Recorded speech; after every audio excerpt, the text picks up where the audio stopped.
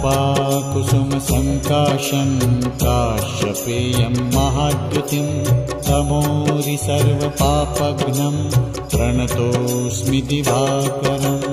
ॐ ह्रां ह्रीं ह्रौं स्वः सूर्याय नमः।